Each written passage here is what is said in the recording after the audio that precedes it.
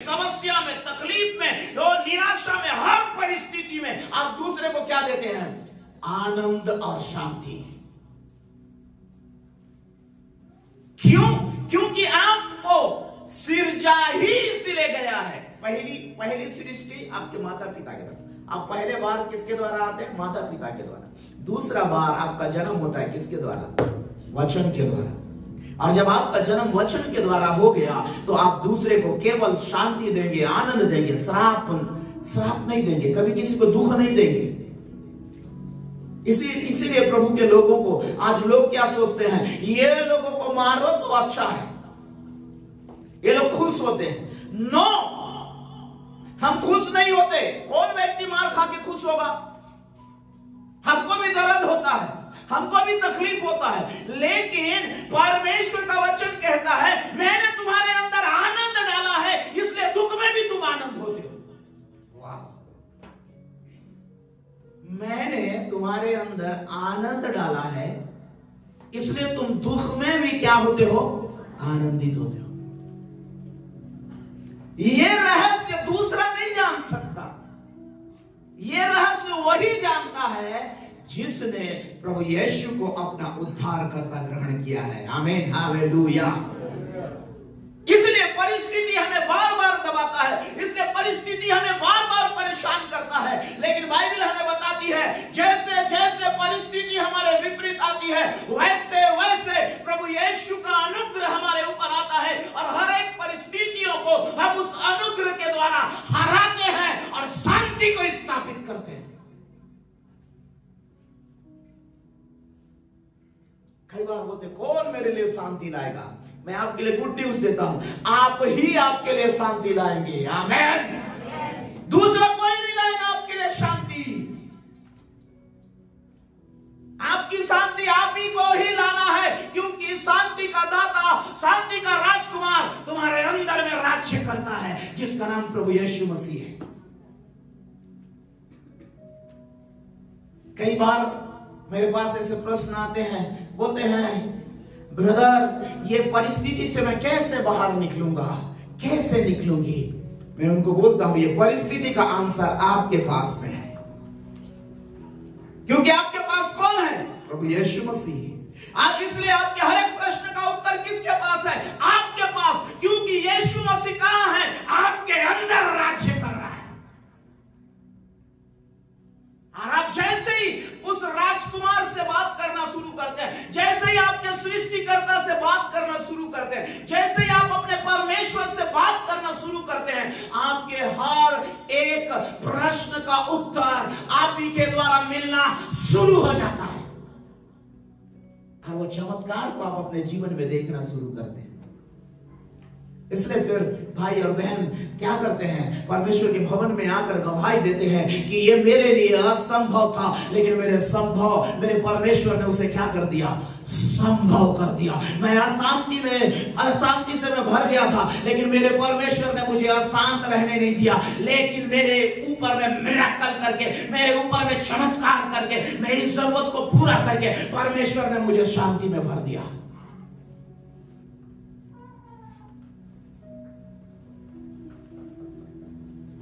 ये परमेश्वर का योजना है।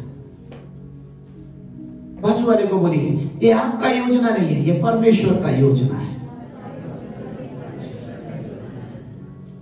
मसीह की शांति तुम्हारे लिए है, इसलिए मसीह की शांति में डूबे। आज संसार क्या देखता है? दूसरे का बिल्डिंग देखता है। क्या देखता है?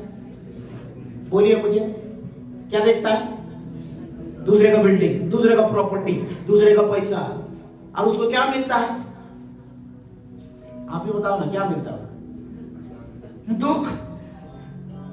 क्योंकि परमेश्वर उस चीज के लिए आपको रखा ही नहीं है। याद रखना, आप जीवन भर दुखी रहोगे जब दूसरे को देखोगे। आप प्रभु यीशु को देखना शुरू करो, कभी भी आप दुखी नहीं होगे। किसी भी परिस्थिति में चेले लोगों के जीवन में कभी भी इतना बड़ा परिस्थिति आया, कितनी बड़ी समस्याओं से वो लोग आगे गुजरे, उनको जिधर भी जाओ उधर समस्या थी, लेकिन कभी भी उनके चेहरे के अंदर में उदासी नहीं थी, क्योंकि कोई भी उन्हें मसीह के प्रेम से अलग नहीं कर सकता। आज कौन सी चीज मसीह के प्रेम से अलग कर रही है? ये संसार की चीजें, ये दिखावाबाजी। लोग लालच में आकर परमेश्वर से दूर हो रहे हैं, लोग अपनी अभिलाषाओं के लिए परमेश्वर से दूर हो रहे हैं, लोग अपनी इच्छाओं को पूरी करने के लिए अपनी शांति को क्या कर रहे हैं? बर्बाद कर रहे हैं। इससे परमेश्वर का कोई लेना देना नहीं है, क्योंकि परमेश्वर ने बोल दिया है मैं सबको शांति देना चाहता हूं, लेकिन मनुष्य अपनी शांति को क्या कर रहा है? नष्ट कर रहा है, परमेश्वर से दूर होकर अपनी इच्छा को पूरी करके। लेकिन आज आपके लिए गुड न्यूज है, जब आपने उद्धार पाया है, जब आपने प्रभु यीशु को अपना उद्धारकर्ता ग्रहण किया है, जब आप परमेश्वर के राज्य के अंदर में प्रवेश कर चुके हैं, आपके लिए गुड न्यूज है कि हर एक परिस्थिति आपसे हारेगी और आनंद में आप भरे रहेंगे। हालेलुया, आप आनंद में भरे रहेंगे। इसलिए पौलुस बड़े जोश के साथ बोलता है, कोई तकलीफ, कोई समस्या, कोई गरीबी, कोई भी मुझे परमेश्वर से अलग नहीं कर सकती। वाह! आज मैं आपको इस वचन के द्वारा उत्साहित करना चाहता हूं। मैं आज भी आपको ईमानदारी से बोलता हूं, आज आपके पास अगर कुछ नहीं है, आपके पास घर नहीं है, नो प्रॉब्लम। आज आपके पास पैसा नहीं है, नो प्रॉब्लम। जो भी जरूरतें हैं आज आपकी पूरी नहीं हो पा रही है, नो प्रॉब्लम। आप सीधे सीधे परमेश्वर के पास आए और परमेश्वर से बोले, प्रभु मुझे कुछ नहीं चाहिए। क्या बोले? हाँ, जब तक तू अपने आप का इनकार नहीं करेगा तब तक तुझे कुछ नहीं मिलने वाला, क्योंकि सब कुछ देने का स्रोत कौन है? प्रभु यीशु मसीह। आप सीधे सीधे आए, आप प्रभु से बोले, प्रभु मुझे आपकी शांति चाहिए। हालेलुया। अगर आपको बहुत भूख लगेगा, अब मान लीजिए अंजलि ड्यूटी से आई, उसको बहुत भूख लग रहा है, तो उसे सबसे पहले क्या चाहिए? है? खाना चाहिए। अगर खाना नहीं मिलेगा तो शांति भंग होगी, नहीं होगी? होगी। तो क्या मेरा परमेश्वर आपका खाना का उपाय नहीं करेगा? सिंपल सी बात। मैं आपको क्या बताना चाह रहा हूं, आपकी हर एक जरूरतें प्रभु यीशु मसीह जानते हैं, लेकिन आप प्रभु यीशु मसीह को नहीं जानते। प्रभु यीशु मसीह आपकी हर एक जरूरतों को जानते हैं। आपको घर चाहिए, खाना चाहिए, कपड़ा चाहिए, आपके बच्चों के पढ़ाने के लिए पैसा चाहिए, सब प्रभु यीशु मसीह को मालूम है, लेकिन आपको नहीं मालूम है कि मेरा स्रोत कहां है। अगर आप इस बात में घमंड करते हैं कि मैं मेहनत करके और मेरा परमेश्वर आपको भला चंगा ना रखे, तो क्या आप मेहनत कर सकते हैं?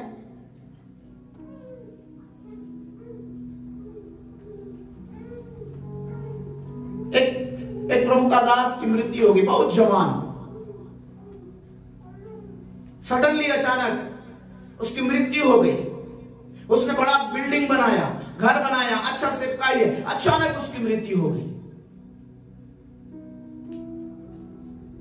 जब तक परमेश्वर का अनुग्रह आपके ऊपर ना हो, आप कुछ नहीं कर सकते। इसलिए प्रभु का वचन कहता है, मसीह की शांति के लिए तुम बुलाए गए हो। वाह! इसलिए आप मसीह में आगे बढ़े, दूसरे की तरफ नजर गाड़ना बंद कर दें, दूसरे की चीजों को देखना बंद कर दें। अपनी कमी को किस किस से बात करें? परमेश्वर से। बोले, प्रभु मेरे अंदर ये कमी है, प्लीज आप इसे हटाइए। परमेश्वर से बात करना शुरू करें, आपके लिए रिजल्ट प्लस में होगा। आमीन। आप माइनस में कभी नहीं जाओगे, क्योंकि प्रभु यीशु मसीह के पास जितने भी लोग आए सब माइनस में थे, लेकिन जैसे ही प्रभु यीशु के पास आए सबका जीवन प्लस में आ गया।